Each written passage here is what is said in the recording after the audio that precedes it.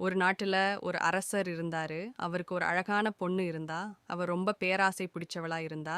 எந்த ஒரு பொருளா இருந்தாலும் அதை விட பெருசா நல்லதா இருந்தா, நல்லா இருக்கும்னு சொல்லி புலம்பிக்கிட்டே இருப்பா. ஒரு நாள் அவங்க அம்மா கிட்ட எனக்கு நல்ல உடை இல்லை, அழகான நகைகள் இல்லை, எனக்கு உதவி செய்ய நல்ல வேலைக்காரங்க இல்லைன்னு சொல்லி புலம்புனா. இருக்கிறத வச்சு சந்தோஷப்படணும்னு அவங்க அம்மா சொன்னாலும், அவ அதை கேட்காம புலம்பிக்கிட்டே இருந்தா.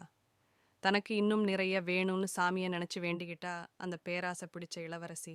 அப்ப 2 குட்டி தேவதைகள் வந்து நீ வேண்டது எல்லாம் உனக்கு போதும் போதும்னு கிடைக்கும்னு வரம் கொடுத்தாங்க.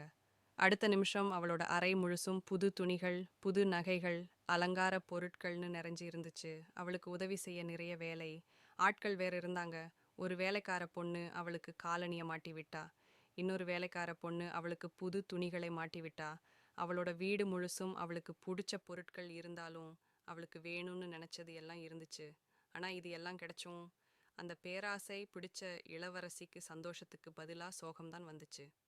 அடடா, நம்ம கிட்ட இருந்த பொருட்களை வச்சு சந்தோஷமா இருந்திருக்கலாமே, இப்படி வேண்டாத வேலை செஞ்சு இப்படி மாட்டிக்கிட்டமேன்னு வருத்தப்பட்டா.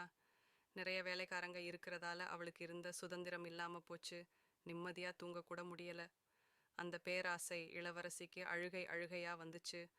உடனே தன்னோட அம்மா கிட்ட போய் தான் செஞ்ச தவற சொல்லி அழுதா.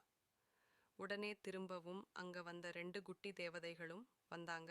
அவங்க மறுபடியும் ஒரு மந்திரத்தை சொல்லி அந்த பேராசை இளவரசி கிட்ட கொடுத்த எல்லாத்தையும் திரும்ப எடுத்துக்கிட்டாங்க.